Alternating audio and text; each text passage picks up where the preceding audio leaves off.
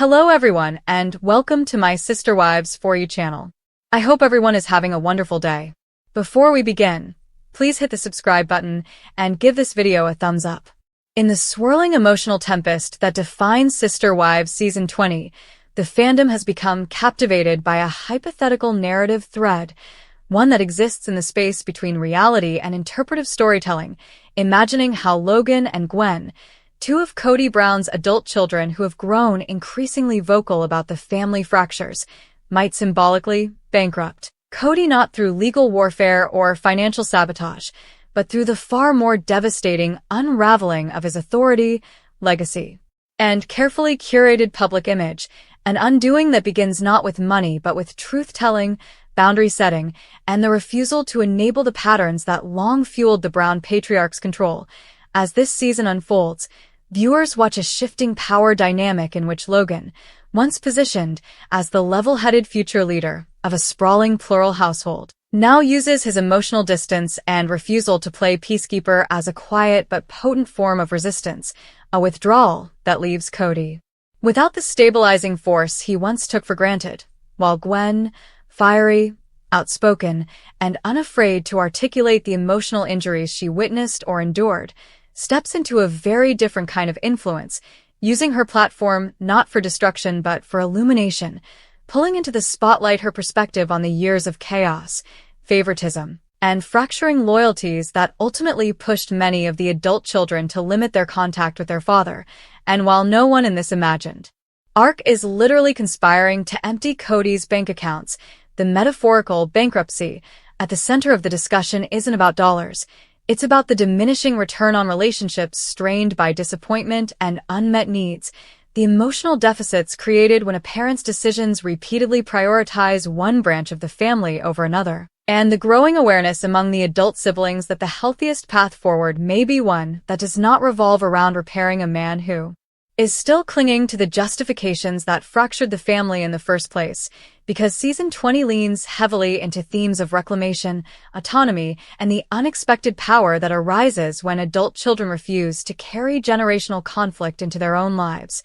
Logan's storyline is subtle, operating in the margins with a steady calm that once made him the de facto emergency responder for every household crisis, but now that calm takes the form of boundaries, declining to participate in melodramas, appearing at family events only on his terms, and quietly building a life where his identity isn't tethered to the emotional storms of his parents, and that absence is its own indictment, sending shockwaves through Kody's self-perception as he realizes that the son he once assumed would be forever loyal has stepped back so far that Kody no longer knows how to reach him. Meanwhile, Gwen's arc is fiery, vivid, and unfiltered, embodying the emotional honesty that Kody has often rejected in favor of narratives that protect his ego, and her commentary, whether expressed to siblings, to production, or to her own online audience, creates a countermyth to Kody's version of the family's dissolution, a myth that gains traction precisely because it resonates with the experiences of many viewers who watched the cracks widen for years, and as she reclaims her story, Gwen effectively withdraws what little remaining emotional credit she might have extended to Kody, leaving him facing a deficit of trust he can no longer patch with apologies that come too late or explanations that seek to redistribute blame. Season 20 therefore becomes a symbolic ledger in which every strained conversation, every awkward reunion, every defensive monologue from Kody is measured against the growing stability, self-awareness, and independence of the adult children. And as Logan and Gwen reclaim their internal economies of love, of time, of emotional bandwidth, the deficit in Kody's column grows clearer, not because they're trying to punish him, but because they're refusing to collateralize his chaos with their own well-being, a shift that transforms the family dynamic in ways more profound than any financial crisis could. And while fans debate whether this arc represents a slow implosion of Kody's influence or merely the natural progression of children separating from a complicated parent, the symbolic bankruptcy becomes a metaphor for accountability, the moment when the patriarch who once believed he could manage four marriage narratives simultaneously is forced to confront the reality that the truth has diversified, that each adult child carries a different version of him, and that the children no longer feel obligated to protect the illusion of stability that the show's early seasons worked so hard to portray.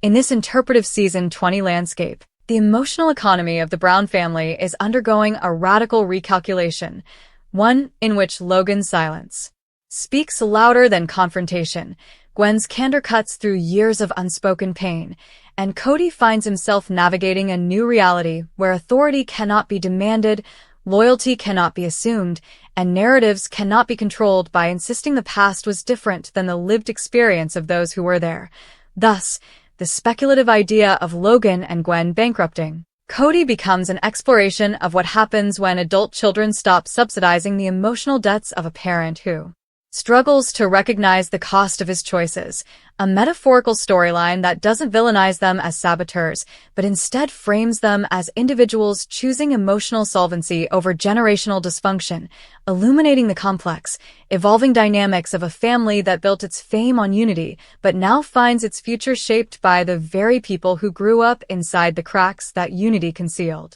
As season 20 progresses, this imagined, thematic unraveling grows even deeper, painting a picture of a family caught between the weight of its televised past and the uncertain shape of its future, and nowhere is this more obvious than in the widening gulf between Kody and the adult children whose loyalty once served as the emotional scaffolding he relied on to hold together the complicated architecture of plural marriage.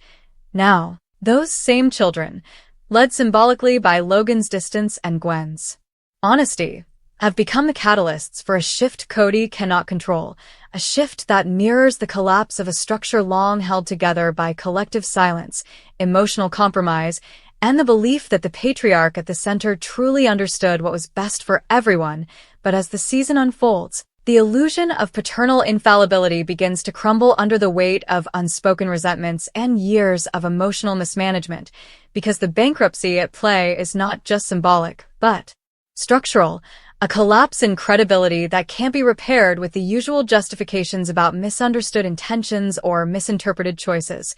Viewers watch as Kody tries desperately to frame reconnecting with the kids as an act of benevolence, a father heroically fighting his way back into their lives. But the narrative no longer bends to his will.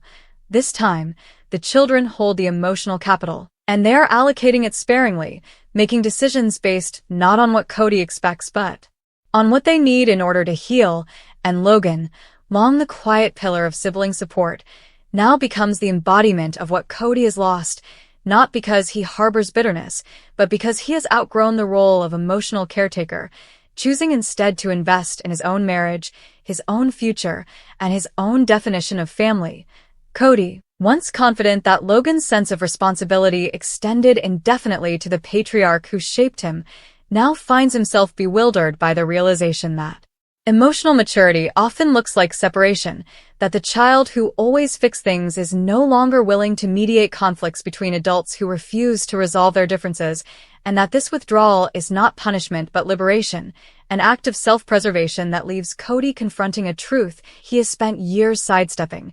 that leadership without accountability breeds distance, not devotion, and the children are no longer willing to pay the price for his unresolved insecurities. Gwen, meanwhile, continues to blaze forward with her signature mix of vulnerability and bluntness, her commentary serving as both witness and reckoning as she voices the pain many siblings felt but never articulated, and though her words sometimes sting, they resonate because they are rooted in lived experience, offering a counterbalance to years of narratives that prioritize the family's public image over the emotional realities within the household. Her recounting of favoritism, communication breakdowns, and emotional inconsistencies becomes a mirror Kody can no longer avoid, a reflection not skewed by editing or justification but illuminated by a daughter who refuses to pretend the past was kinder than it was. And while Kody tries to dismiss her critiques as exaggerations or misunderstandings, the audience sees something different unfolding. A generational shift where truth is no longer filtered through the lens of paternal authority, but instead emerges from the Children who grew up inside the fractures that once remained hidden behind carefully managed scenes of unity. As the season deepens, the metaphor of bankruptcy expands beyond emotional depletion to encompass a more existential unraveling, as Kody grapples with the realization that influence cannot be reclaimed simply by demanding it, that relationships cannot be repaired through grand speeches delivered too late, and that authority, once unquestioned because the children were young, dependent, and eager to belong, now must be earned through humility, reflection, and the willingness to acknowledge harm. Yet Kody seems constitutionally unable to fully concede his role in the family's fragmentation, often leaning instead on narratives that shift responsibility onto his wives, the kids, or even the pressures of plural living, and as he rotates through these rationalizations, the children become increasingly resolute in their boundaries, refusing to once again shoulder the emotional burden of managing their father's perspective. The storyline widens into a portrait of generational healing, showing how adult children learn to detach from a parent whose emotional demands once overshadowed their own needs, and this detachment, though gentle on the surface, is devastating for Kody because it leaves him without the unquestioning audience he once relied on, forcing him into a kind of introspective bankruptcy where he must reckon with the deficit between the father he believes he is and the father the children experienced. Logan's calm distance becomes a kind of silent auditing, a reminder that presence is a choice, not a duty, while Gwen's outspoken reclamation of her narrative becomes the emotional recalculation Kody never anticipated, a clear message that the stories he once told no longer define the children who lived them. As the episodes unfold, the tension between them becomes less about conflict and more about contrast. The contrast between Kody's desire to reassert control and the children's determination to live unburdened by old patterns, the contrast between the past he remembers and the past they endured, and the contrast between a patriarch accustomed to deference and a generation that now understands boundaries as a form of love, not rebellion. In this evolving dynamic, viewers watch a family slowly reorient around autonomy rather than hierarchy, with Logan and Gwen symbolizing two sides of the same transformation, the quiet withdrawal of emotional labor and the loud assertion of emotional truth, both of which rob Kody of the informal power he once wielded effortlessly. He cannot manage what he cannot access, cannot repair what he cannot admit, and cannot lead children who have redefined what leadership means. The season's emotional climax emerges not through explosive arguments, but through a series of subtle, devastating realizations that the children no longer fear disappointing him, that they no longer shape their identities around his approval, and that the bond between father and child is not an inheritance, but an investment that must be continually nurtured. And Kody's failure to understand this becomes the catalyst for the symbolic bankruptcy that fans have speculated about, a bankruptcy not of finances but of influence, trust, and narrative control. Even the siblings who remain more neutral begin to drift toward the emotional independence modeled by Logan and Gwen, recognizing that healing doesn't require choosing sides, but does require choosing themselves,